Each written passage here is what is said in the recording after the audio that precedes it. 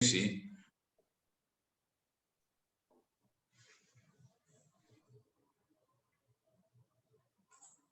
Bueno, buenos días a los amigos de la Cámara Española, a los invitados a la Cámara Española. Estas son las reuniones mensuales que hace cada comisión y en este caso la de asuntos impositivos y la laboral nos hemos articulado para una cuestión que es reiterativa en el calendario de cada año, que es el tema previsional, con sus vaivenes, sus subas y sus bajas, o sus bajas.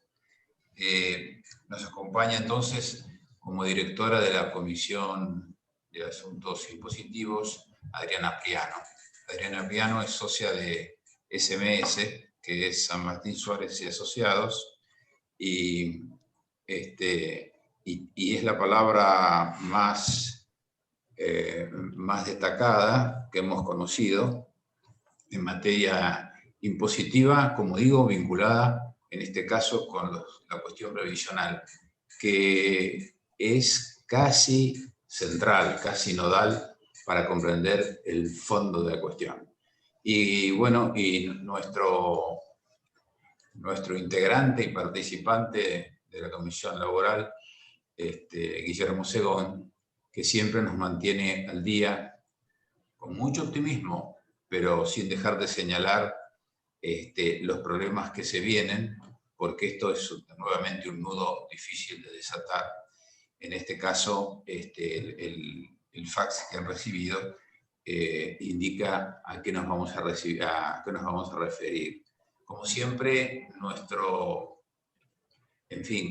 objetivo, parte del éxito de la convocatoria, es que vayamos muy al grano y sean exposiciones o participaciones guiadas por nuestros panelistas muy al punto, y van a ser breves para que el reloj lo mantenga o lo marque el público asistente que somos todos nosotros. De modo que los dejo en el orden que hemos pensado. Primero Guillermo, ¿no es cierto? Sí. Sobre el tema previsional puro. Y bueno, el movimiento se demuestra andando, así que bienvenidos de nuevo. Por supuesto, todo esto luego se recoge en la web, se graba, etcétera, etcétera. Pero aquí estamos. Adelante, buen día de nuevo y gracias a ustedes dos por venir. Bueno, buenos días a todos, muchas gracias a la Cámara. Y bueno, es importante hablar en estos momentos críticos del país de una situación que, si puntualmente vamos a hablar de la movilidad, esta nueva ley que se aprobó el Congreso, después de obviamente haber estado suspendida la ley anterior por un decreto de necesidad y de urgencia del gobierno nacional. Claramente esto impacta en muchos jubilados, más de 8 millones de jubilados. También impacta en muchos trabajadores, porque recordemos que la ley de movilidad establece también parámetros en los aportes máximos a realizar, en las remuneraciones máximas, en los aportes de autónomos y en distintas actividades que están de alguna manera atadas a la ley de movilidad. Así que yo voy a hacer una pequeña presentación que trata de ser no tan técnico, sino más bien yendo a los... A ver acá qué pasa. ¿Está ahí compartida? Permitir. No, Guillermo, estás en otra pantalla. En la de Zoom. Sí, acá algo se metió acá.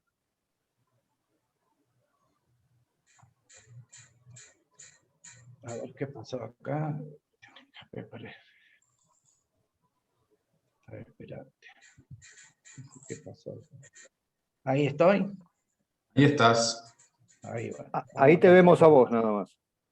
Ahora voy a tratar de compartir la pantalla. Ahí se ve la... Perfecto. ¿Ahí está? Ahí está, ahí está. Un poco la agenda es ver la evolución de la movilidad en estos últimos años, cómo es la fórmula actual, el impacto de esto en los haberes y en otras remuneraciones, la comparación de movilidad en el mundo con algunos otros países, y la última jurisprudencia que salió en materia de la parte, sobre todo, de movilidad. La evolución de la movilidad en Argentina, prácticamente desde el 95 al 2009, por una ley de solidaridad previsional llamada Ley Cavallo, determinó que los aumentos que se daban a los jubilados debía ser de acuerdo a la ley de presupuesto, de acuerdo prácticamente a decretos que establecía el Poder Ejecutivo Nacional en función de los fondos que tenía designado para el presupuesto.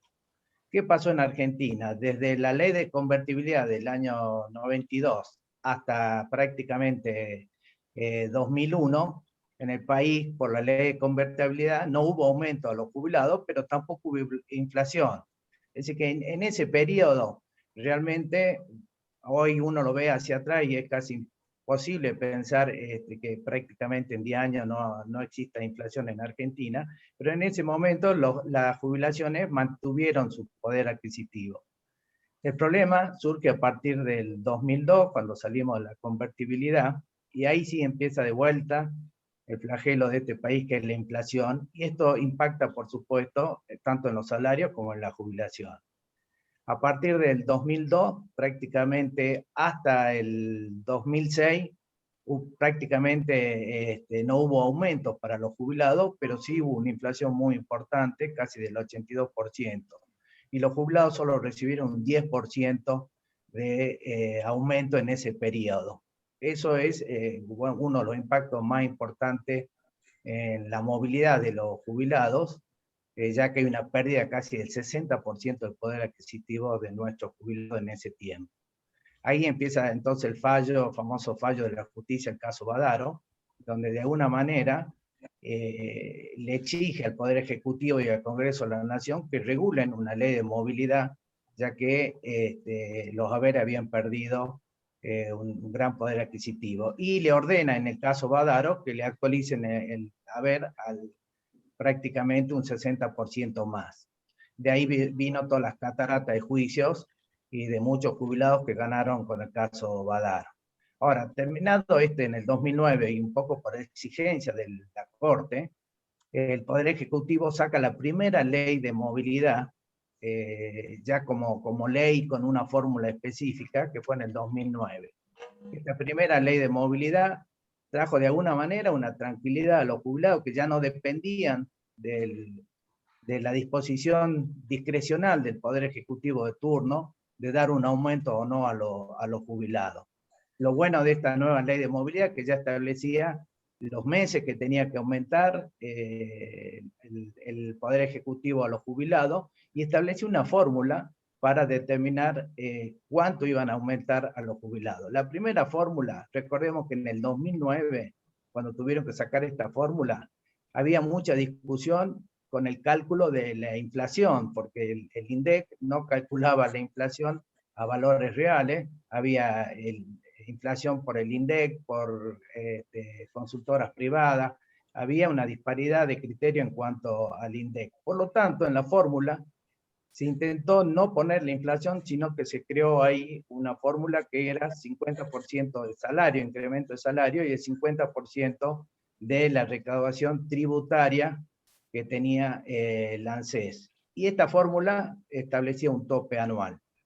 Pero bueno, esta fórmula después en el 2018, fines del 2017, en el gobierno de Macri, se reformula con una nueva ley, y en el 2018 hasta el 2019 estuvo vigente esa ley, la ley 27426, donde cambia los parámetros, saca el tema de la recaudación y pone el 70% de la inflación y el 30% la parte de salario. Recordemos que el proyecto original era 100% del índice de costo de vida, y el Congreso, el Senado la modifica y le pone un índice combinado que era el 30% de la variación de los salarios de los trabajadores.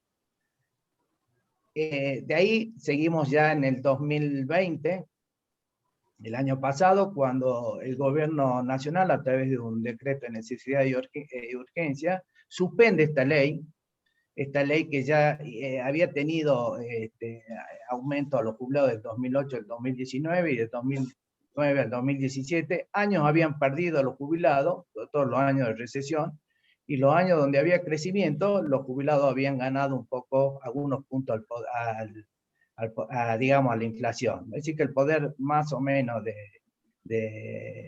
poder de compra del jubilado tenía un parámetro, si bien algunos puntos por arriba, algunos años por arriba, algunos años también perdían poder adquisitivo.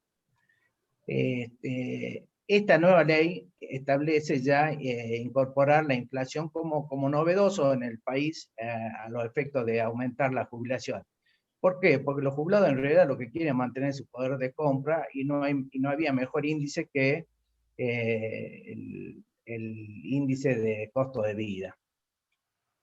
Ahora, el Poder Ejecutivo en el 2020 suspende esta ley y establece que en 180 días iba a generar una nueva ley. Mientras tanto, iba a dar por decreto los aumentos en los cuatro veces al año. Es decir, volvemos un poco a la situación anterior al 2009, donde los jubilados quedan a expensas del aumento discrecional del gobierno de turno del Poder Ejecutivo Nacional a través de decreto, sin ningún parámetro, sino estableciendo en función del presupuesto que tenía asignado el ANSES para poder ir dando los aumentos. De todas maneras, el decreto habla de que los aumentos deberían darle prioridad a aquellos que menos perciben haberes jubilatorios más bajos.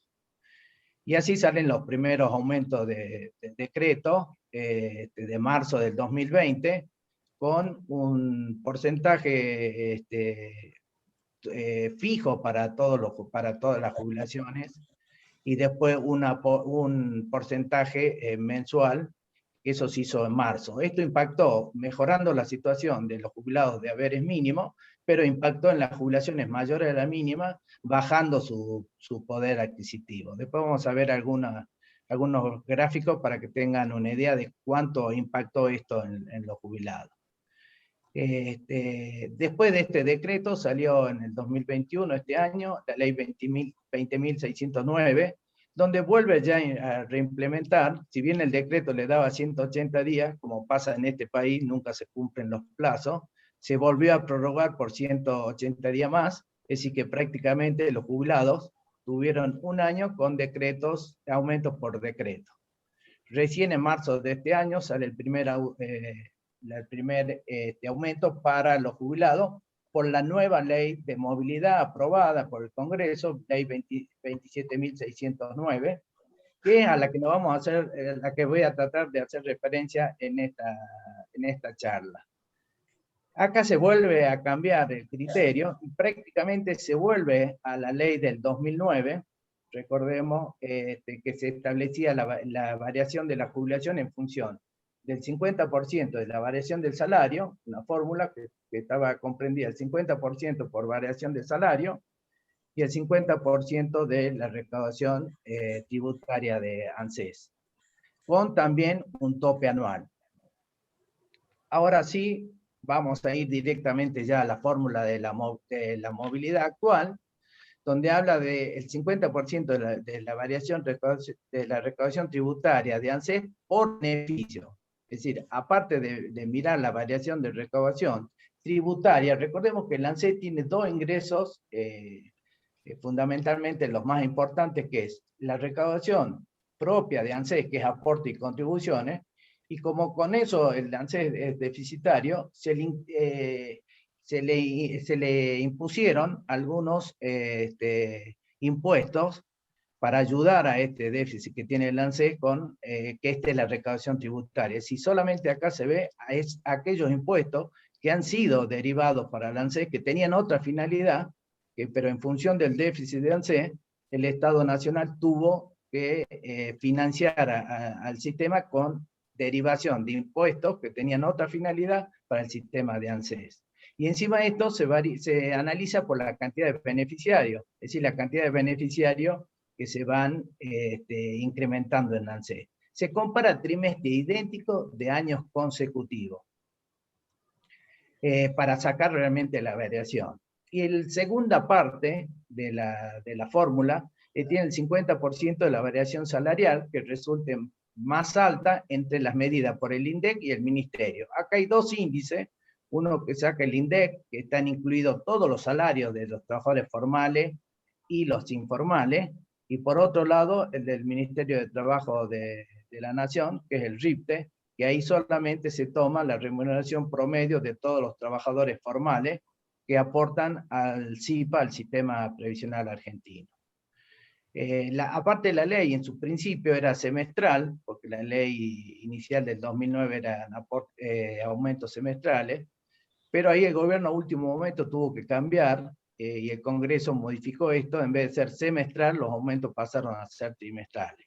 Esto claramente es mejor para los jubilados, porque con una inflación importante que tiene el país, el aumento, si le cae después de 6 meses, no lo ayuda a tratar de cubrir la inflación con el poder de compra que tienen esos 6 meses. Si no, los jubilados tenían que esperar 6 meses para recién recibir el aumento. Así que en este cambio fue positivo de aumentar y de volver al sistema trimestral. Ya la fórmula de Macri había probado este tema y la verdad que había dado buenos resultados, porque el jubilado cada 3 meses sentía el aumento en su haber jubilatorio. Ahora, esta fórmula nueva vuelve a tomar el tope de aumento anual, y en este caso en el tope del aumento anual, es decir, el gobierno tiene que dar 4 aumentos, ya dio marzo, ya dio el de junio, que anunció el 12,12% para junio, falta el de septiembre y el diciembre. Cuando llegue a diciembre, el gobierno va a tener que ver si los 4 aumentos, de acuerdo a esta fórmula, superan el tope anual. El tope anual está por la recaudación total del ANSES, la variación que tiene la recaudación total de ANSES, tomando la parte tributaria y tomando la parte propiamente dicha de ANSES, que es aporte y contribuciones. Ahí se suman ambas recaudaciones, tanto la tributaria como la previsional, y se compara 2 años consecutivos para atrás, y el aumento, la variación de eso no puede superar esta variación más un 3%. Es decir, que le da la posibilidad de que pueda superar hasta un 3%. Si varía más, si supera este 3%, se aplica directamente este tope anual y se ajustaría de acuerdo a esta fórmula. Como verán, la fórmula es bastante complicada. Yo me imagino cómo hace un jubilado para, cuando llega el aumento, verificar realmente que le hayan aumentado correctamente. Ya en el periodo 2009 al 2017, hubo bastante problema en cuanto a la transparencia y al valor que se le asignaba a los aumentos que iban dando los jubilados. Es decir, que ahora va a volver a pasar lo mismo. Habrá meses, el primer mes, recordemos que el gobierno en el 2021, en marzo, dio el 8,7%, y como tenía esa sensación de que era poco, tuvo que dar un bono en abril y mayo para las jubilaciones mínimas. La del segundo semestre, la del segundo trimestre, mejor dicho, la de junio, el 12,12%, ahí más o menos equilibra en función de la inflación de los últimos 3 meses, que andan en el 13%. Así que el segundo aumento no fue tan malo como el primer aumento de marzo. Ahora, veamos un poco la fórmula, esta que se estableció, muy parecida a la anterior con algunas pequeñas modificaciones. Y la nueva fórmula realmente, como decía, resulta compleja su determinación, especialmente en la parte de la recaudación. Imagínense en un país donde se viven cambiando la parte tributaria, donde el ANSES vive cambiando los aportes, la parte de los impuestos que recibe, se viven modificando. Entonces es difícil a veces comparar 2 periodos para atrás, porque no son las mismas variables. Por ejemplo, impuesto a la ganancia, de los impuestos que recibe ANSES en forma tributaria, estaba la parte de impuesto a la ganancia, IVA, impuesto a los combustibles, impuesto al cigarrillo, y últimamente se sacó la parte de impuesto a la ganancia y se reemplazó por el impuesto a los débitos y a los créditos. El 100% de lo que recauda el Estado Nacional en impuestos de débito y crédito va para el ANSES, en reemplazo de la parte que recibía de ganancia. También últimamente se incorporó el impuesto llamado país, que es el impuesto al consumo y a la compra en dólares, ese 30% que se implementó, ese impuesto, prácticamente el 42% de lo que se recauda en el impuesto paga también para ANSES. Entonces, en un país como el nuestro, donde no hay una política tributaria a largo plazo, sino que se va cambiando y se va poniendo parche al sistema tributario, esto puede dificultar en su momento de hacer el cálculo, ya que se podrían comparar dos periodos con distintas variables. La ley, la reglamentación del ANSES habla de valores constantes, ahí en ese caso, tanto el ANSES como la AFIP deberían tomar los mismos parámetros para comparar dos periodos para poder sacar el valor. Por lo tanto, ya el primer componente, que es el 50% de la variación de los impuestos tributarios, genera bastantes dificultades para su cálculo y para la comprensión del jubilado, y lo hace poco transparente, ya que son valores que no todo el mundo puede acceder a las variaciones de estos impuestos. Si bien es cierto, la ley le da una obligación al ANSES a publicar de dónde saca los datos para dar los aumentos. La fórmula de movilidad deberían ser mucho más simples y fáciles para poder controlar y replicar su resultado. Es decir, esto que uno pueda poner índice en la fórmula, que sean sencillos, que de alguna manera nos permitan su propio control y tener su propia transparencia. Es decir, que si la inflación es el 15%, el jubilado pueda saber si está recibiendo por arriba o por debajo de inflación. Ahí le voy a dar algunos, el último gráfico, no quise poner gráficos de años muy atrás porque si no nos confunden. Vamos a ver qué pasó en el 2020. Fíjense en que en marzo, la primera barra verde es la fórmula, es el aumento dado por perdón, es la fórmula suspendida, ese es el aumento que hubieran recibido los jubilados si no se hubiera suspendido la fórmula anterior, que era la de Macri. La barra amarilla está dado los decretos, pero de los haberes mínimos. Y hago esta diferenciación porque el primer aumento de marzo recibieron un monto fijo, lo que hizo tener distintos aumentos los jubilados, de la mínima que el resto de los jubilados. Y el resto de los jubilados, que es la barra celeste, recibió 3,8%, contra prácticamente un 13% que recibieron los haberes mínimos. Ahí ya se generó, en el primer aumento de esto por decreto, y por eso yo hablo que son aumentos discrecionales, donde realmente no hay una igualdad en cuanto al sistema previsional. Después, ya a partir de junio, septiembre y diciembre, se dieron aumentos generales para todos, ya se sacó la metodología de dar aumentos, montos fijos.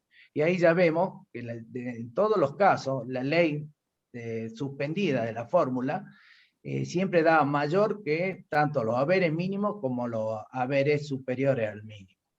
En ese caso, vean que en diciembre, como esto es acumulado, los haberes superiores al haber mínimo, es decir, estamos hablando de haberes casi máximos, han perdido un 24, tiene un aumento del 24, contra prácticamente un 42% que hubieran recibido con la fórmula suspendida. Es decir, que si uno lo verifica con la fórmula suspendida, hay casi más de 20 puntos de pérdida. Ahora, los haberes mínimos han recibido casi un 35% en todo, prácticamente acumulado en todo el año. Estas son las diferencias que se generan cuando se utilizan distintos criterios para la movilidad de los jubilados. Eso fue el decreto, y después salió la nueva fórmula, que ya tuvo 2 aumentos en marzo y en septiembre. Un poco para comparar qué pasa en el resto del mundo. Normalmente la movilidad apunta a mantener el poder adquisitivo de las jubilaciones, ya sea por inflación o mantener una relación entre los salarios que los originaron. Recordemos que la jubilación no es más que la sustitución del salario del trabajador cuando estaba en actividad. Por lo tanto, lo más lógico sería siempre que la fórmula de movilidad siga la relación con los salarios. porque si mi jubilación, si yo me jubilé en función, y mi ingreso estaban en función de mis últimos años, del salario de los últimos años, la jubilación debería seguir la suerte. Como en Argentina las paritarias más o menos funcionan, algunos años mejor que otros, ahí está resguardada un poco la posibilidad de que los jubilados mantengan su poder adquisitivo en conforme los salarios. Porque si no, se podría dar la situación de que si el índice es distinto, por ejemplo, inflación y no salario, el jubilado gane más que el trabajador que está en la misma actividad. Es decir, yo me jubilé hace 3 meses en una actividad y la persona que siguió en mi misma actividad, yo como jubilado empiezo a superar quizá el salario del propio activo. A mi forma, mi opinión personal es que la jubilación debería tener movilidad en función de los salarios, ni siquiera de la inflación. Lo lógico sería que en el país no haya inflación para que evitar estos problemas. Yo siempre digo que la solución del sistema previsional no pasa por una ley de movilidad. Y en Argentina discutimos, como si fuera la gran reforma del sistema, la movilidad del sistema jubilatorio.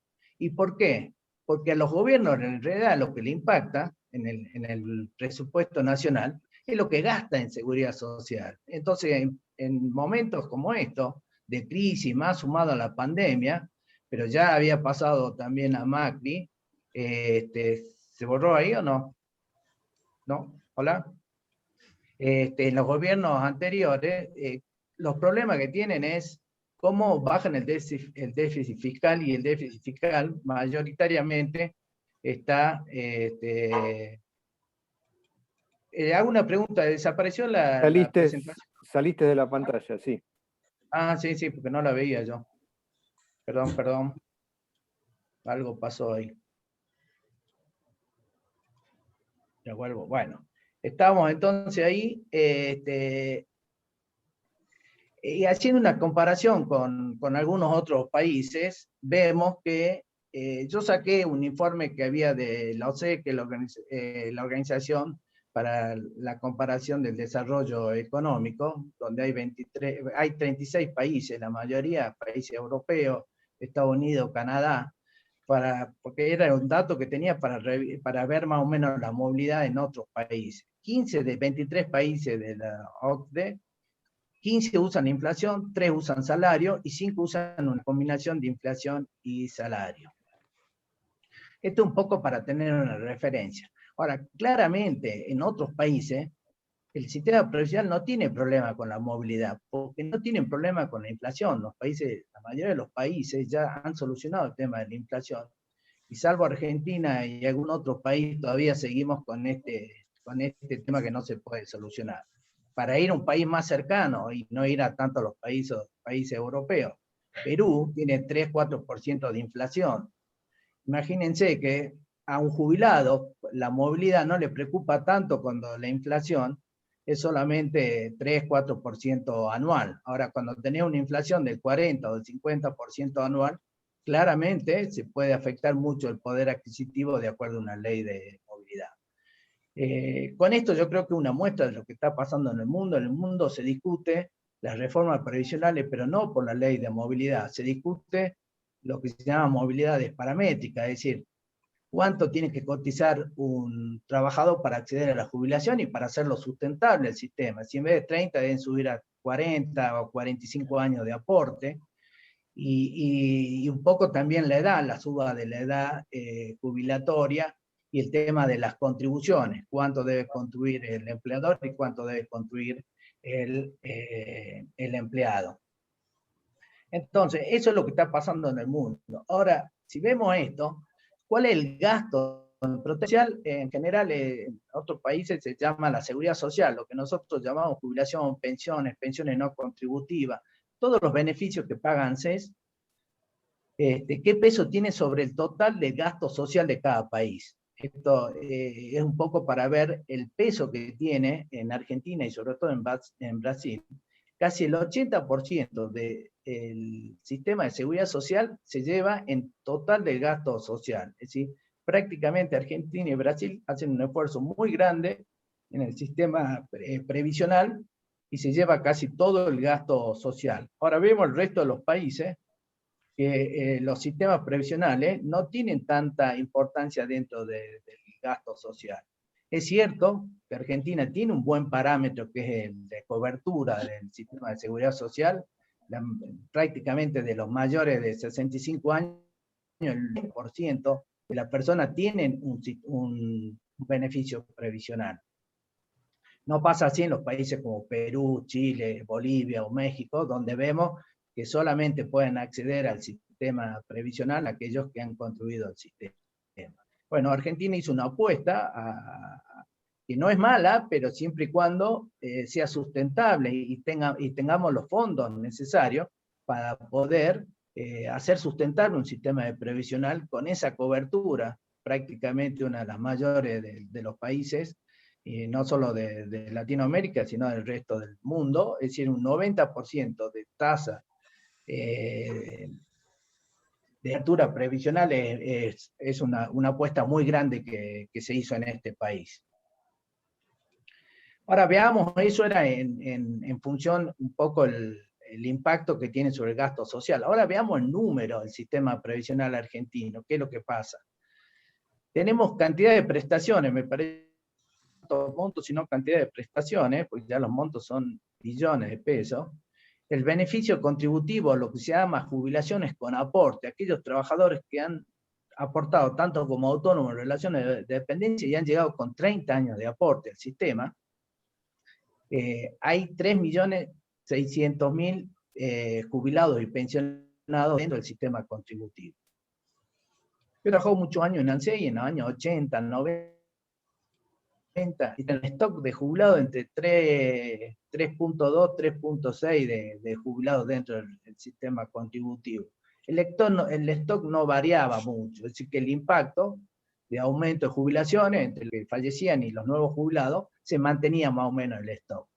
¿Qué pasó en Argentina? A partir del 2007, 2006, 2007, empezaron las moratorias para aquellos trabajadores que no habían podido incorporarse al trabajo formal, y empezaron las famosas jubilaciones llamadas ama de casa, que en realidad no son jubilaciones de ama de casa, sino son jubilaciones que por cualquier motivo la persona no pudieron aportar, porque trabajaron en negro, algunas no trabajaron o algunas tenían actividades independientes y pudieron acceder a estas moratorias para acceder a la jubilación prácticamente con el único requisito era cumplir la edad, 60 años la mujer y 65 el varón. Ahí llegamos a aumentar prácticamente al doble la cantidad de beneficiarios, ya, yo lo llamo como no contributivo. Hay alguien que dice que son semi-contributivos porque pagaron la moratoria. Para mí no son semi-contributivos porque de 30 años de aporte de moratoria no pagaron ni el 1% de la deuda. Es decir, la moratoria fue a valores históricos con un tope de intereses sobre prácticamente, pensemos que los que se jubilaron aportaron 30 años y no llegaron a pagar 30.000 pesos en total de la deuda. Una deuda de 30 años de autónomo, como la saca la FIC, que es actualizada con valor de aporte actualizado más intereses, y hoy podría estar más de 4 o 5 millones de pesos. Es decir, que las personas que ingresaron por este sistema, no digo que esté bien, sino digo, es una decisión tomada por Argentina de subir la tasa de cobertura. El tema es que para mí en las leyes de las moratorias no estuvo previsto dónde iban a salir los presupuestos para mantener y hacer sustentable el sistema previsional. Entonces así llegamos a 3, 4, prácticamente la misma cantidad de jubilados no contributivos, sin aporte, para llamarle. Hay 1,5 millones de pensiones no contributivas, y muchas de estas pensiones por ahí no contributivas por invalidez se fueron transformando en jubilaciones con aporte. Y después hay 700.000 PUAN. La PUAN, esta pensión universal para adultos mayores, que estableció en el 2016 el gobierno de Macri, quería terminar un poco con las pensiones con las jubilaciones sin aporte y establecer un argentino que tenga 65 años de edad o extranjero con años de residencia, con mujeres y varones con 65 años se le daba directamente una pensión para adultos mayores, que era un beneficio no contributivo y que pagaba el 80% de la mínima. Bueno, ya hay 700.000 beneficiarios de esta pensión. Es decir, que vienen a ser muy parecidos a lo que son las jubilaciones sin aporte. Hoy siguen existiendo la PUAN y siguen existiendo la jubilación sin aporte, por las moratorias se van prorrogando. El total de gasto del ANSES, como verán, es casi 3 billones de pesos, es decir, que el monto es el 51,5% del gasto total del presupuesto. Yo saqué del 2021. Si vemos en el presupuesto 2020, prácticamente el gasto del ANSES fue el 65% del presupuesto nacional. ¿Por qué digo esto? Y el déficit del ANSES es el 3,1% del PBI. Como verán, el déficit del ANSES es muy importante, esto tomando los aportes genuinos de ANSES. Hoy claramente, tomando aportes y contribuciones, el déficit del ANSES es enorme. Por supuesto, hoy está auxiliado por renta general y por estos impuestos tributarios. Pero esa es la situación en número en Argentina. Es decir, que este déficit previsional actual tenderá a agravarse en los próximos tiempos por motivos demográficos. Argentina todavía está en una buena situación en cuanto a cantidad de aportantes sobre gente mayor de 65 años. Es decir, Argentina no entró todavía en el periodo que después del 2030-2035 habrá más cantidad de jubilados que gente potencialmente para poder trabajar. En los periodos de expansión económica, digamos, de un país normal, no de Argentina, el desequilibrio del sistema previsional tendería a bajar. En Argentina, el desequilibrio tiende a subir. Y para ir terminando, yo puse un poco los problemas acá del financiamiento de ANSES, de la relación aportante-beneficiario. Esto claramente cada vez, hoy prácticamente hay un jubilado por cada aportante, sobre todo porque Argentina en esta pandemia ha perdido muchos trabajos, la gente ha perdido mucho trabajo, hay mucho trabajo informal, los pagos, también otro de los problemas de financiamiento, Argentina, el propio país se hace trampa, que es los adicionales no remunerativos, y el propio Estado, el que paga los salarios, paga con adicionales no remunerativos. Hay provincias que el 50% del salario es no remunerativo. Claro, total, como los aportes van al sistema nacional, las provincias que han transferido su caja ya no les preocupa el sistema previsional. Entonces, aquellas provincias transferidas están abusando de los adicionales no remunerativos y esto genera un desfinanciamiento del sistema previsional. La incorporación de estas jubilaciones sin aporte, que seguimos al día de hoy, si bien cada vez son menos los que ingresan, pero ya ahí el año pasado la titular del ANSES había prometido para este año volver a ampliar las moratorias para que la gente que tenga 60 años hoy y no hubiera aportado puedan ingresar sin aportar nada. Hoy las mujeres que tienen 60 pueden incorporar 25 años en la moratoria y tienen que tener 5 años pagados posteriores al 2003, ya sea como autónomos, monotributo o en cualquier actividad en relación de dependencia para poder llegar a los 30. Si no, ya no pueden comprar, digamos, los 30 años, pero todavía pueden seguir comprando 25 años sin aporte. La alta litigiosidad del sistema previsional, bueno, estas mismas leyes de movilidad generan, por supuesto, litigiosidad, más los errores en los cálculos del haber, de ANSES, de hace muchos años. Recordemos que el cálculo del haber es en función del promedio de los sueldos de los últimos 10 años, pero tiene que ser actualizado. Y bueno, y ahí venía el problema, que el ANSES no actualizaba correctamente las remuneraciones, y al sacar el promedio, tendía a bajar mucho el promedio del salario del trabajador, y eso impactaba en el cálculo de la jubilación. Esta alta deuda interna que tiene por los juicios el ANSES, es todos los meses el ANSES tiene que pagar juicios, poco, pero paga, y esto genera, por supuesto, de financiamiento del sistema.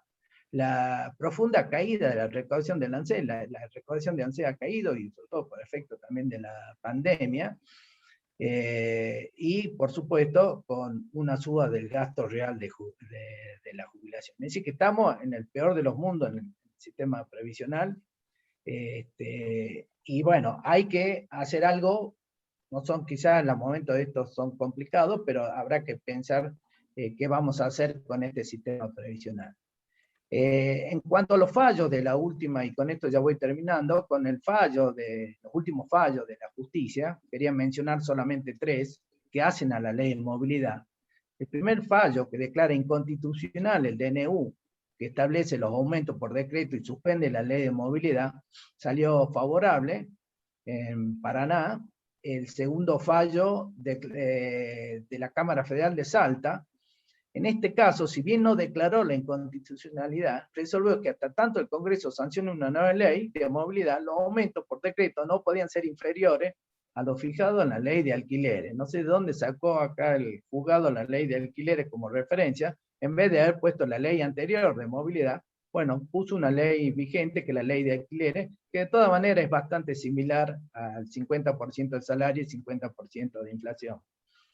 Pero estos casos prácticamente están todos apelados a Cámara. Y este mes, es decir, en el mes de prácticamente, sí, en mayo, salió este fallo reciente de la Cámara Federal de la Seguridad Social, Barros Mario Rafael, donde acá la Cámara rechaza el planteo de inconstitucionalidad, es decir, en discordancia con los 2 fallos anteriores, acá la Cámara Federal rechaza el planteo de inconstitucionalidad. Recordemos que la ley 27541 es la que establece la emergencia por la pandemia, de emergencia previsional, y dijo que suspender la aplicación de la fórmula fue una acción válida dada la situación de emergencia y económica y previsional.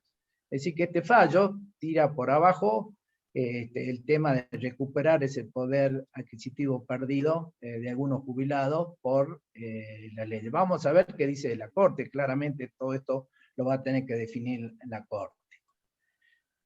Entonces yo para dar una conclusión a esto, yo creo que las reformas del sistema previsional, que está por ley, recordemos en el 2016 ya se habría creado una comisión el Estado iba a reunir especialistas en el tema previsional para ir formulando una reforma del sistema previsional. Yo creo que la reforma del sistema previsional tiene que buscar una tasa razonable de sustitución de los salarios y de la renta presunta de autónomos. Porque acá cuando se habla de jubilación, la mayoría habla de trabajadores en relación de dependencia y los autónomos siempre quedan fuera del sistema. Esa tasa de sustitución, de alguna manera hay un fallo, Ventacur, que establece que debería ser el 70%, tanto del salario promedio como de las rentas presuntas.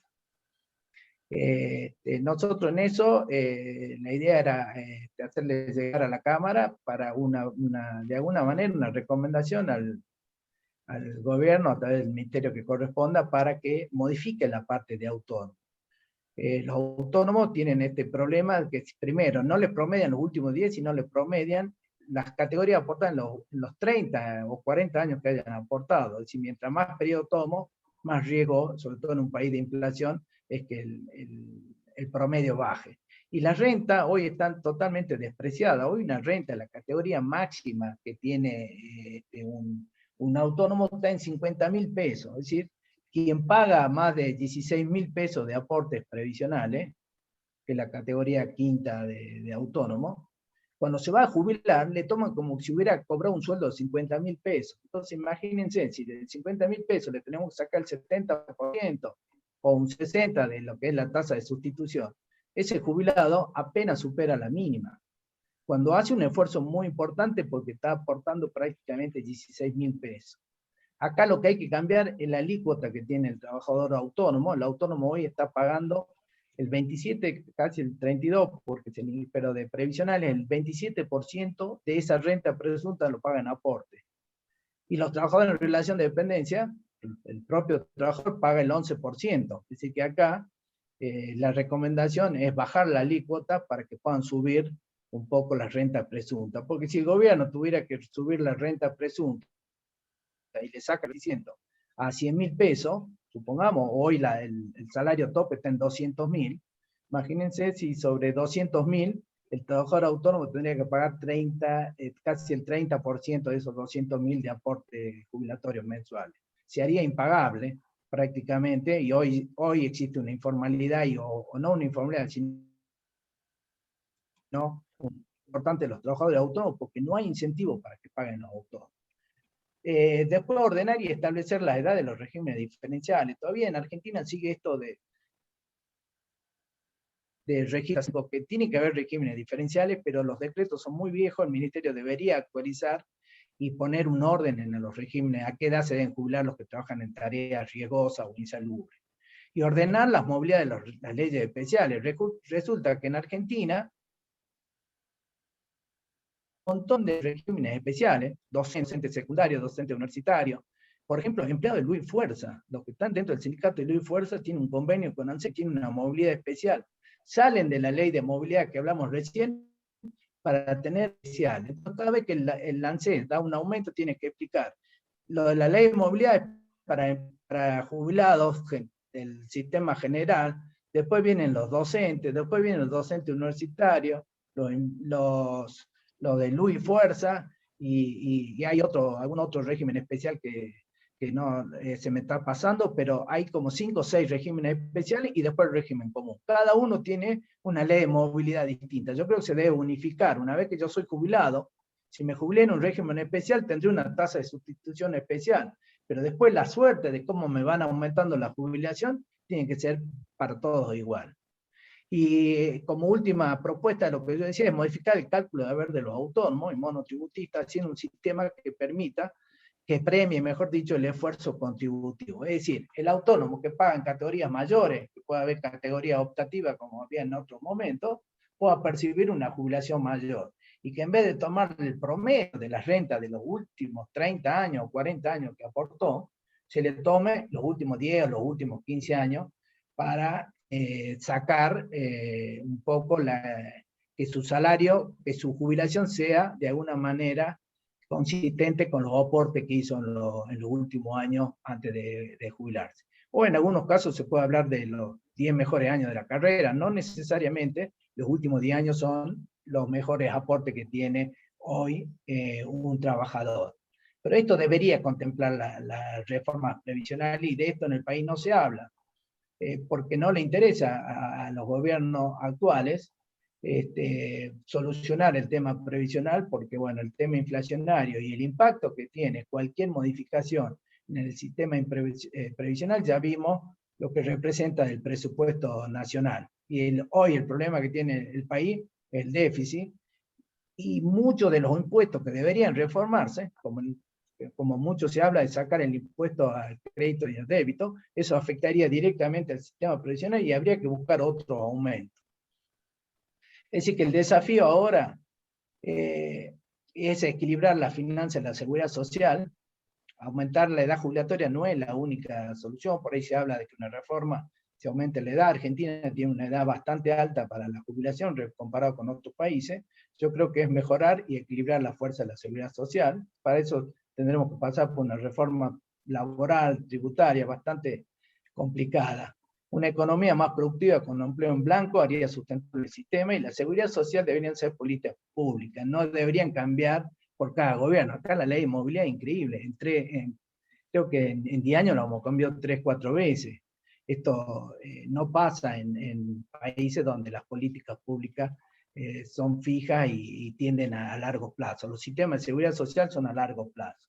Esta frase que yo puse un poco para el desafío de la sociedad consiste en hacerse rica antes de hacerse vieja. Esto de hacerse rica es equilibrar la finanza, nada más la seguridad social, combatir la inflación. Yo creo que Argentina, combatiendo la inflación y mejorando la situación del trabajo, de la finanza, de la seguridad social, mejorando el trabajo formal,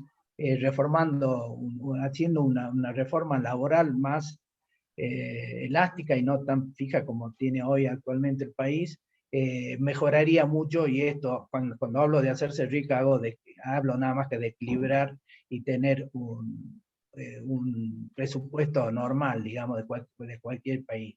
Antes de hacerse vieja, ¿por qué? Porque estamos a 10, 20 años de empezar a que la población adulta sea mayor que la población activa y la que está con posibilidad de trabajar. Y como conclusión ya solamente repito lo mismo: disminuir el trabajo, generar nuevos empleos sustentables, lograr un sistema solidario, más equitativo, que valore el esfuerzo contributivo, administrar el sistema no contributivo fuera del sistema previsional. Mi propuesta es que todo lo que son no contributivos vaya a un subsistema manejado por el Poder Ejecutivo, y el sistema contributivo, aquellos que hacen su aporte y completan los 30 años, tengan una ley de movilidad especial, los fondos específicos de aporte y contribuciones para mantener ese sistema, y todo lo que no contributivo lo maneje a través de otro subsistema que se autofinancie con impuestos o con lo que los gobiernos puedan establecer para poder financiar esos beneficios. Porque si no se afectan, y hoy en la realidad, aquel jubilado que aportó muchos años y con aportes importantes, está subsidiando al sistema no contributivo. Porque hay y lo vemos en los juicios, muchos de los juicios que tienen hoy los jubilados, más de 400.000 juicios que hay en el sistema judicial, ese jubilado que está cobrando hoy 30.000, cuando gana el juicio pasa a cobrar 70 o 80.000. Es decir, que claramente eso que no le pagan a ese jubilado, hasta que no termina su juicio y hasta que no tiene la suerte de cobrar el juicio, con eso el sistema previsional está subsidiando el sistema no contributivo. Y bueno, y no hablemos del fondo de garantía de sustentabilidad, que se lo usa para cualquier cosa menos para los jubilados. Hoy ha bajado bastante, ahí de 60.000 millones bajó a 40.000 millones de dólares. Y claramente esto es un poco la realidad del sistema previsional. Es decir, para terminar y poderle dar ya a Adriana para que avance, porque yo creo que ya me pasé en el tiempo, hay que pensar seriamente en el sistema previsional. Así que, bueno, muchas gracias y la dejo a Adriana para que pueda continuar. Bueno, muchísimas gracias, Guillermo. La verdad, súper útiles, creo, todos tus comentarios, muy valiosos. Y bueno, la realidad es que el tema previsional es complejo. O sea, en realidad todos los países se preocupan por ver cómo van a sostener a su población y cómo van a financiar el sistema. Pero bueno, como siempre en Argentina tenemos problemas que se nos agrandan, ¿no? O sea, porque allá creo que las bases las tenemos mal. Y ese creo que es el punto, ¿no? La base de donde partimos está bastante complicada. Y bueno, y para, más allá de todo lo que ya contó Guillermo, o sea, lo castigados que están, y sobre todo si vamos a hablar de impuestos a las ganancias, nos vamos a ocupar no de quienes están ganando el haber mínimo, porque no están justamente dentro de este grupo ya alcanzados por las normas naturales de la ley, sino un poquito la idea era repasar cuál es la situación de las jubilaciones y pensiones de cara al impuesto a las ganancias, ¿no? Esta situación de que se habla tanto de la inconstitucionalidad del impuesto a las ganancias para las jubilaciones, sí o no, y un poco cómo impacta y si corrige algo esta última reforma, que poco corrige, me parece, en este sentido, lamentablemente, para los jubilados. Voy a compartir una pequeña presentación, básicamente para centralizarme en estos aspectos que queremos compartir, ¿sí? Bueno, a ver, básicamente, a ver si vino bien, ahí estamos bien. Básicamente lo dividí en dos tramos, ¿no? Es decir, un tramo para recapacitar un poco sobre el estado de las jubilaciones desde un punto de vista teórico, en la imposición del impuesto a las ganancias, y un poco qué es lo que trae esta nueva reforma con la reciente reglamentación del Poder Ejecutivo, que fue publicada en el boletín del martes. El 25 de mayo fue un día emblemático porque se publicaron dos decretos, el de sostenimiento del régimen de monotributo y relacionado con los empleados, que como dice también Guillermo, acá a los autónomos no nos tocan para nada, ¿no? Es decir, todo esto de lo que hablemos se circunscribe solamente a empleados y jubilación. Bueno, básicamente un poco como introducción, el artículo 82 de la Ley de Impuesto a las Ganancias, que grava las ganancias de cuarta categoría, y acá el inciso C se modifica por la 27617, este es el texto anterior, el que rigió hasta el 21 de abril, captura tanto al empleo en relación de dependencia como a las jubilaciones. Y dice las jubilaciones, pensiones, retiros, subsidios o cualquier otra especie, en tanto tengan origen en el trabajo personal, y esto que está marcadito, y en la medida que hayan estado sujetas al pago del impuesto, que ese es un cambio bastante importante que hizo la reforma de la ley de ganancias que tuvimos a fines del año 2016, quedan sujetas al impuesto, ¿no? Es decir, origen trabajo personal, origen de la pasividad, estaba grabado el sueldo, está grabado también la jubilación o la percepción.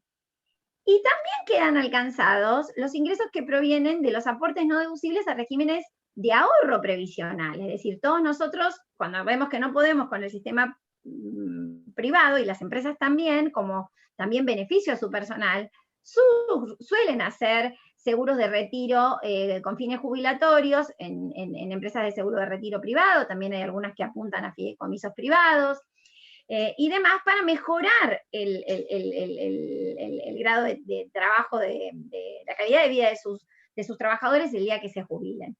La porción que yo, salvo por la porción que yo no pude descontar en el impuesto a las ganancias, hoy tenemos una deducción para estos conceptos anual que es de 24.000 pesos y que la puede deducir tanto el empleador como el empleado, y hay una que aplica para lo que serían seguros de retiro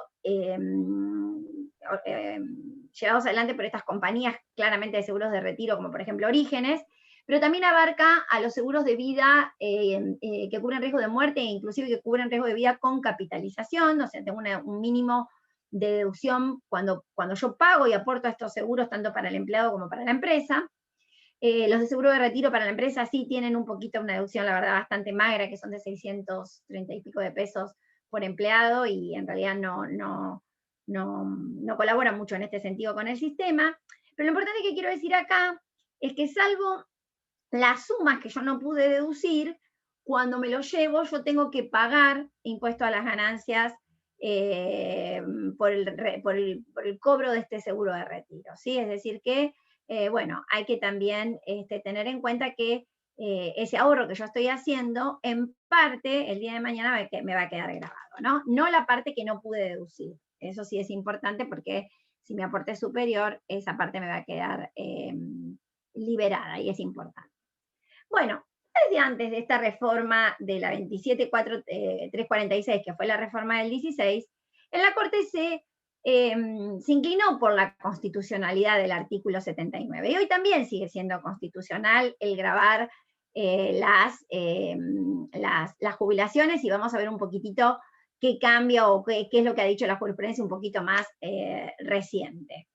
En este caso, justamente no se trataba el problema que aparece cuando uno cobra una retroactividad por hacer un juicio, a la que Guillermo se refería, porque encima, bueno, yo tengo que hacer el juicio y tengo que abonar, y cuando cobro el retroactivo tengo un montón de dinero para cobrar. La ley de ganancias tiene un mecanismo que, si bien la renta del trabajo personal se imputa con el criterio de lo percibido, quiere decir el año que la cobro, no importa el año que pertenecía, permite reabrir las declaraciones juradas de años anteriores e imputar el retroactivo a los años que corresponden. Y eso podría hacer bajar el monto de la retención. No obstante, cuando las deducciones para pagar ganancias son bajas, en el sentido de que realmente no protegen al jubilado, y una porción sustancial de su renta va a quedar grabada, por más retroactividad que le querramos dar, surge que los jubilados tienen retenciones de impuestos a las ganancias. Y otra discusión importantísima está dada en relación con los intereses que muchas veces paga el Estado en relación al pago de esos retroactivos, donde tampoco hay claridad y pareciera que queda alcanzada por el impuesto, y si no queda alcanzada con el impuesto, bueno, esto hay que después probarlo, hay que convalidarlo, digamos, en los contribuyentes que tomen esa decisión de quizás no gravar los intereses. En otro caso se hizo un análisis también específico en el año 2007 respecto de la normativa, y de vuelta un poco como que la definición de la renta, el principio de fuente y todas las características que tiene la jubilación respecto de la periodicidad, del mantenimiento de la fuente productora de la renta, que ha sido el trabajo personal y después la pasividad, ha llegado a la conclusión de que están correctamente encuadrados en los cánones de la ley de impuesto a las ganancias. ¿Qué es lo que cambió con la ley del año 2016? Este tema de agregar este párrafo que dice en la medida que ellos hayan estado sujetos al impuesto, al pago del impuesto. Con lo cual, quienes tuvieron ganancias exentas, cuando se jubilan, por algún motivo mantendrían esa exención, ¿sí?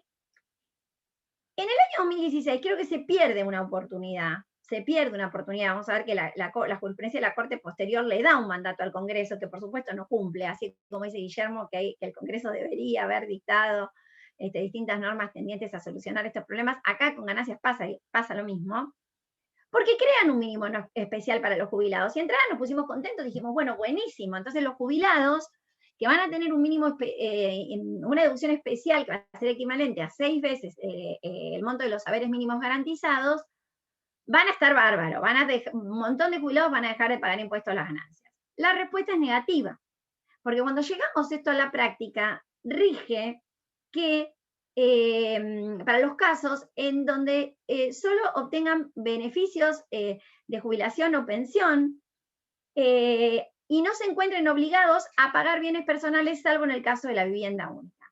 Y también cuando no tengan otros ingresos o no perciban otros ingresos por otras rentas que podrían tener. Con lo cual, para que se aplique este tema del mínimo no imponible de las 6 veces, tiene que darse que el jubilado no perciba otra renta, incluyendo el sueldo, o sea, porque inclusive el jubilado puede trabajar, y de hecho muchas veces lo hace, no perciban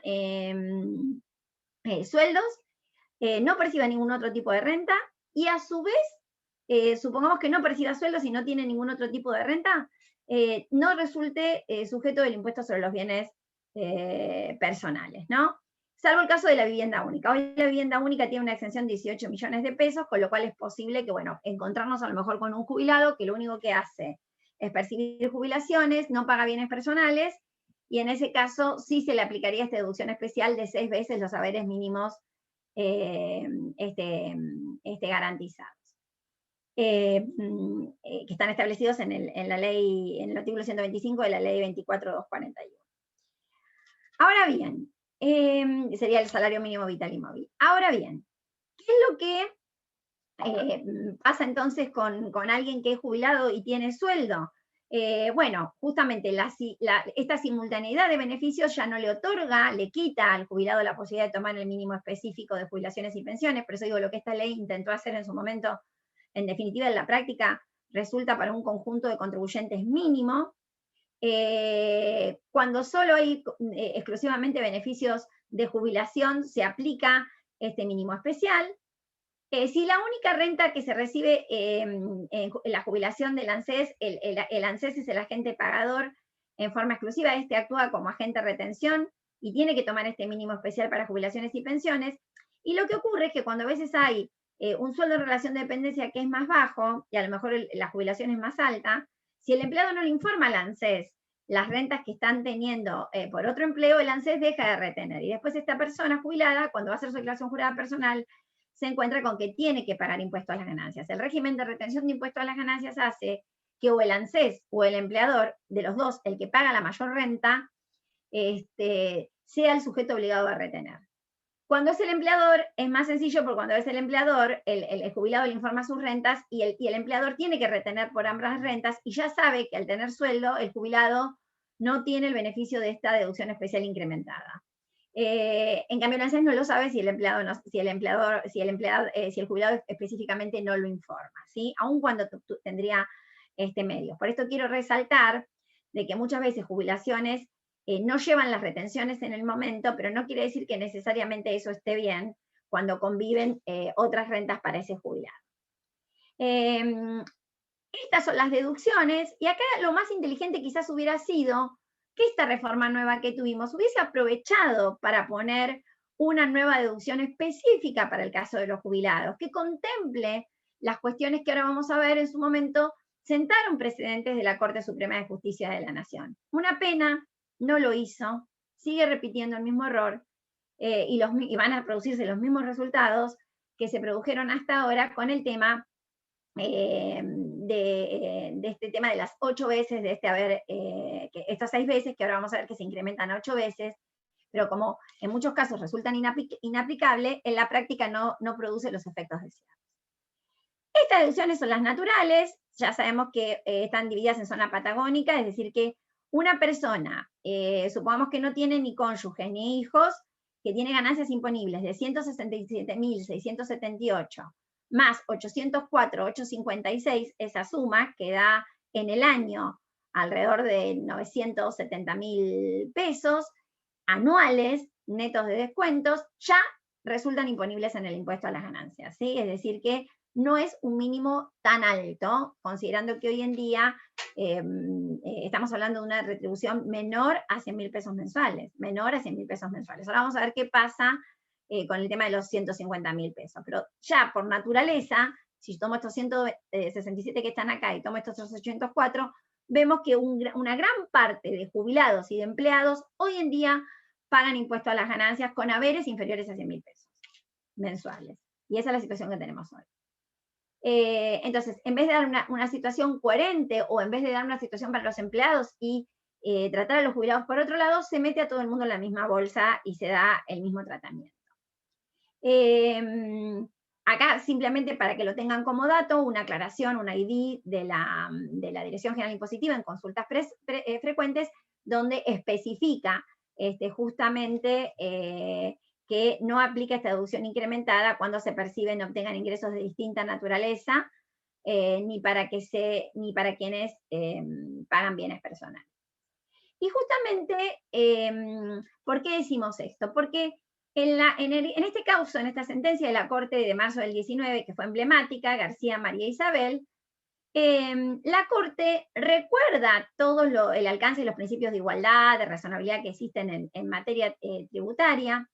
No se declara la inconstitucionalidad de la gravabilidad de las jubilaciones y pensiones, pero se planta y analiza la reforma constitucional del año 94, donde justamente se le había dado al Congreso la obligación de dar respuesta a las situaciones de los sectores más vulnerables, entre ellos los jubilados, para asegurarles el goce pleno y efectivo de todos sus derechos.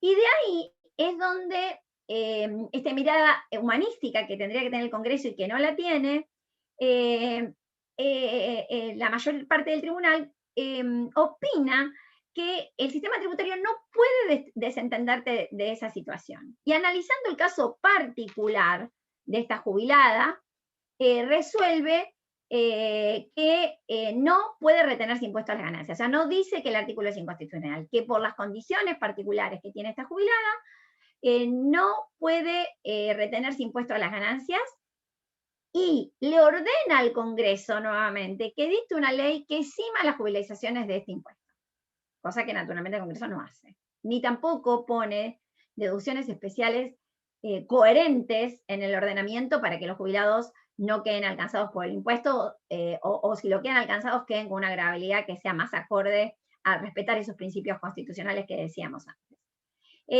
Acá había habido disidencia del doctor Carlos Rosenthal en el sentido de que son constitucionales o sea, él enfatiza un poco este tema de que gravar las jubilaciones es constitucional, más allá de los problemas que se perciben. Esta causa de García María Isabel es tomada, hay un reciente caso donde la vuelve a tomar, acá en este caso nuevamente una persona de 87 años, de 97 años creo, donde también acá se estaban discutiendo reajustes, y acá también en función de la edad avanzada de la persona, la naturaleza de los derechos vinculados con la ancianidad y demás, concluyen de que también en este caso el jubilado tiene que cobrar, y en este caso los reajustes también sin la retención del impuesto a las ganancias correspondiente. Pero vuelvo a repetir, se focalizan en casos puntuales donde es necesario recurrir a la justicia para no pagar sobre estas jubilaciones. Si no, la regla general es que hay que pagar. Y nuevamente, esta reforma, la 27617, que fue publicada en el Boletín Oficial del 21 de abril del 2021, pierde nuevamente la posibilidad, haciendo más de lo mismo. Básicamente, esta reforma cambia algunas cuestiones, reforma este artículo 82, inciso C, sigue en su primer parte, la que nos importa, exactamente igual que antes, y aclara el tema de la gravabilidad de las asignaciones mensuales y vitalicias reconocidas a presidentes y vicepresidentes de la Nación dispuestas por la Ley 24018. Lo incorpora en el texto legal como grabado, ¿sí? Algo que antes no estaba textualmente así, antes terminaba acá, donde decía sociedades cooperativas. Esta reforma también. Esta reforma, en lo que tiene que ver con estas deducciones personales, Ahora venimos a este, pero hace dos cosas. Reemplaza este mínimo no imponible, que era de 6 veces los haberes mínimos garantizados, y los eleva a 8. Nuevamente más de lo mismo, porque en todo lo que viene, acá tienen el artículo con la reforma, nuevamente no, sigue sin ser de aplicación para los sujetos que perciban o tengan ingresos de distinta naturaleza, superiores al monto previsto en el inciso A, que es el mínimo no imponible, y tampoco corresponde cuando se encuentran obligados a tributar impuestos sobre bienes personales. Con lo cual, lo único que hace es dar más monto para un conjunto probablemente muy chico, ¿sí? De contribuyentes que estén de jubilados que estén en esta situación. Buenísimo para esos casos porque queda de esa manera subsanado. Ahora bien, bueno, también se incorpora la posibilidad de deducir al cónyuge. Esto quizás en los jubilados sí es más importante, no tanto hijos, porque posiblemente es algo que sea discapacitado, los jubilados no suelen tener hijos en edad menores de edad, pero si los tuvieran los pueden deducir. Pero respetando un poco este tema de relaciones afectivas de carácter singular, pública, notoria, estable y permanente, aparecería la posibilidad de deducir el concubino. Aunque vemos que el decreto publicado antes de ayer no lo deja tan librado al azar, digamos, no lo deja tan librado al azar, sino que en esos casos se van a reglamentar las situaciones donde si por lo menos esa relación de pareja tendría que estar registrada a través de algunos de los mecanismos que establece el Código Civil o por lo menos registrada con el acuerdo de convivencia o demás. Vamos a ver después bien cómo lo reglamenta. Pero bueno, sería en su caso importante porque a lo mejor hay parejas que podrían deducir si uno de los dos no tiene jubilación y no tiene nada, podría deducirla como carga de familia. ¿Qué continúa la ley haciendo en este sentido? Dice, bueno, básicamente como vemos hasta acá mucho no cambió, las deducciones se puede cambiar el 6 por el 8, el 8 por el 6, siguen los mismos mínimos y demás, pero empiezan los parches, ¿sí?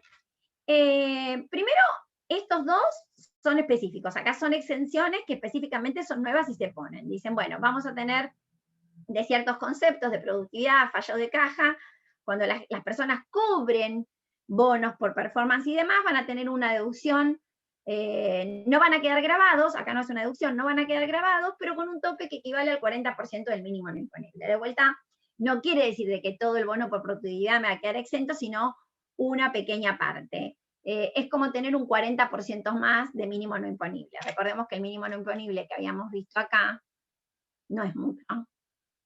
Estábamos, perdón, no sé si lo puse acá. Acá, es de 167.000 pesos, con lo cual el 40% de eso es lo que me va a quedar exento. No es demasiado, ¿sí? Bueno, entonces la ley en este sentido dice, bueno, vamos a eximir a los bonos de productividad y demás, o fallo de caja, hay varios, pero solo para sujetos cuya remuneración bruta no supere los 300.000 pesos mensuales. De vuelta, exención con condiciones. Hay otra exención que no nos vamos a detener, que está vinculada con la ley del personal militar, y la que nos importa es esta. Este es el principal cambio, porque esta afecta a los jubilados también. Y dice, bueno, vamos a eximir, ahora vamos a entender por qué se exime el aguinaldo de los 150.000 pesos, y cómo juegan estos 150.000 pesos, ¿sí? Y pongo el piso entre comillas, porque esta reforma de la 27.617 es completamente distinta a la reforma que tuvimos anteriormente. ¿Se acuerdan de los 15.000 pesos? Los 15.000 pesos habían sido un parámetro estático que si yo ganaba menos de 15.000 a determinado momento, no recuerdo ahora exactamente el año, creo que fue 2015, todo lo que ganaba después, inclusive esto se mantuvo varios periodos fiscales, quedaba exento de impuesto a las ganancias, con lo cual no quedaba alcanzado por el impuesto a las ganancias, con lo cual el pasado me condenaba. Si yo había estado afortunada de ganar menos de 15.000 pesos, después podía ganar 1 millón y no pagaba hasta que esa norma en el año 2016 se cambió. es distinta.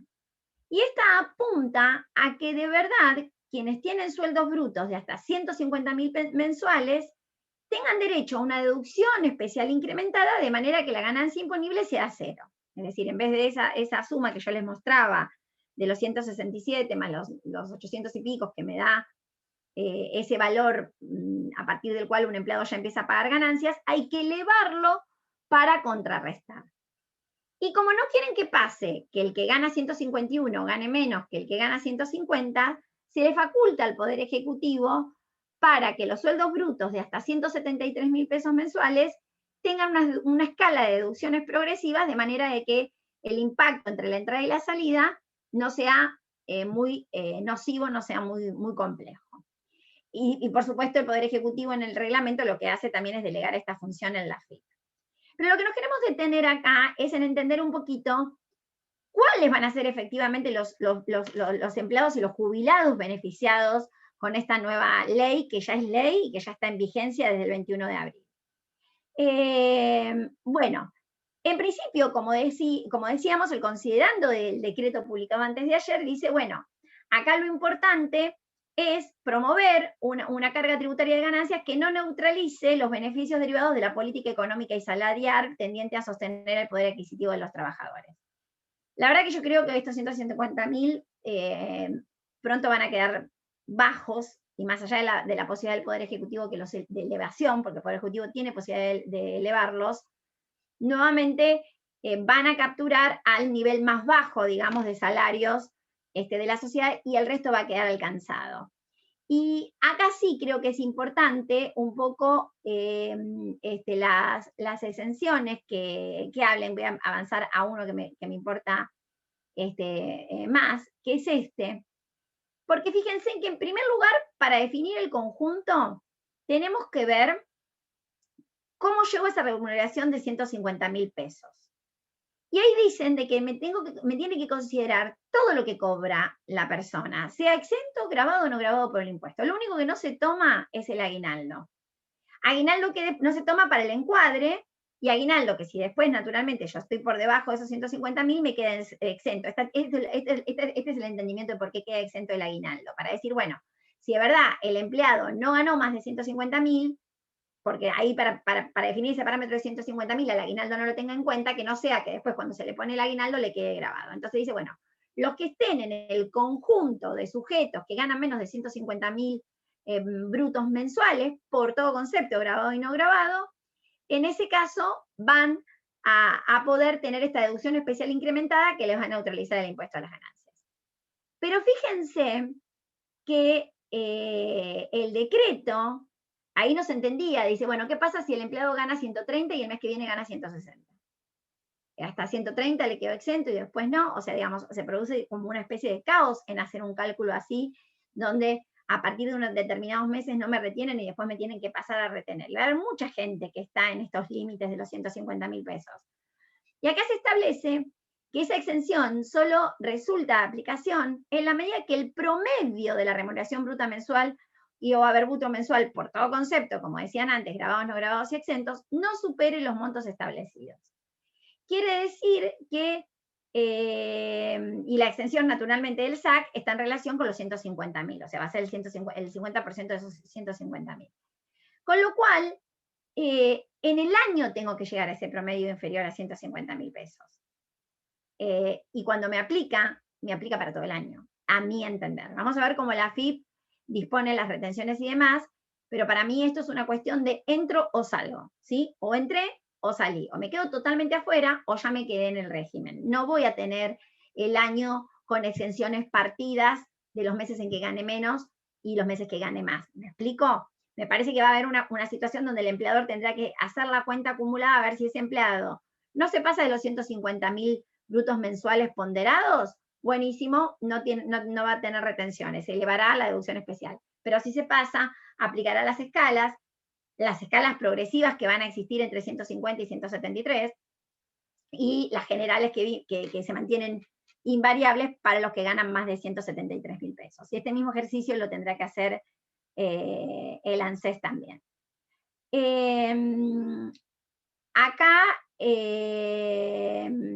establece que justamente ese incremento de deducción tiene que computarse mensualmente, en la medida que el haber bruto mensual no exceda ese importe, o sea que ahí es como que después acá va a venir un poco cómo lo va a instrumentar esto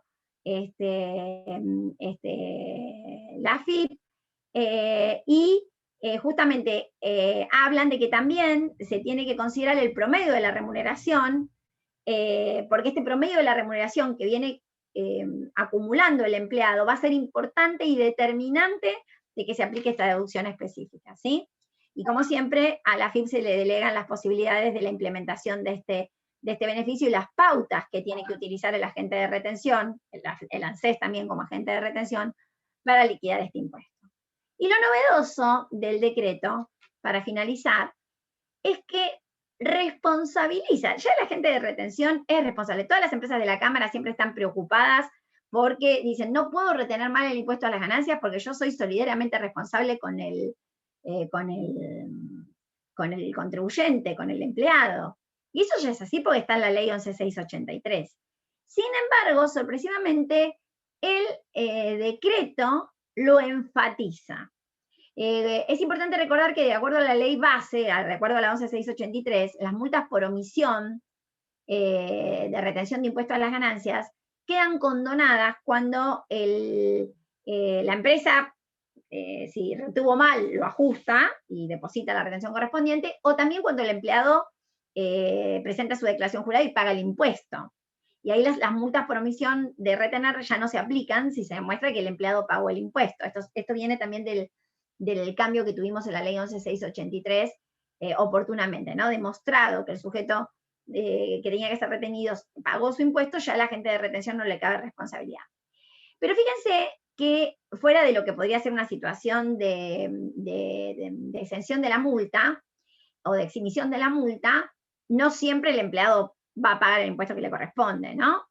Y en ese caso sí, el empleador sería pasible de la sanción. Pero eso ya está en la ley actual. El decreto acá enfatiza que el agente de retención le tiene que dar un adecuado cumplimiento a las disposiciones de la ley de ganancias y que va a ser sancionado con estas sanciones previstas en la 11.683 y en su caso con el régimen penal tributario. Así que creemos que el punto, o sea, es llamativo que el decreto enfatice algo que ya está, pues no es que está diciendo nada nuevo, pero como que pareciera que va a existir por parte del Estado quizás mayor rigurosidad en el control de los agentes de recaudación, de retención, que el que quizás tenemos hoy, ¿no? Y no es usual que tengamos inspecciones que me revisen cómo le retengo impuesto a las ganancias a los empleados, pero en mi opinión, este punto del decreto es una llamado a atención, digamos, como que no se va a dejar la libertad de criterio para el empleador en cómo va a retener, ¿no? Es decir, va a tener que aplicarlo cuando realmente así corresponde. Como comentarios finales, entonces, lo que creo que podemos concluir es que lamentablemente la reforma de ganancias pierde nuevamente una oportunidad de poder proteger a los jubilados, más allá del importe mensual de lo que ganen, con alguna articulación de deducciones, que no vayan con montos que rápidamente por la inflación que tenemos quedan actualizados, que vayan con deducciones que específicamente permitan cubrir con los jubilados las necesidades que tienen, inclusive de los gastos de mantener la vejez, que muchas veces son mucho más altos que los que se tienen en una edad menor o una edad más joven. No se toman en cuenta los precedentes de la Corte Suprema de Justicia, no se toma en cuenta este mandato también constitucional de respeto de estos principios de protección a la vejez, y seguimos, digamos, con la misma deducción especial incrementada para jubilados que aplica a un determinado conjunto de sujetos, y ahí pueden estar también beneficiados los que ganan más de 150.000, y lo único que se suma, que aquellos que tengan esas jubilaciones promedio de todo el año inferiores a 150, quizás poder gozar de esta exención, que es, como decimos, es parcial, es para este grupo de contribuyentes y no para el resto, que tributarán, como venimos viendo, con los cánones normales que pagan todos los contribuyentes del impuesto a las ganancias. Así que bueno, estos eran los comentarios por mi parte. La presentación, por supuesto, la vamos a hacer llegar para que Sergio en unos minutos después de cerrar la charla se las difunda.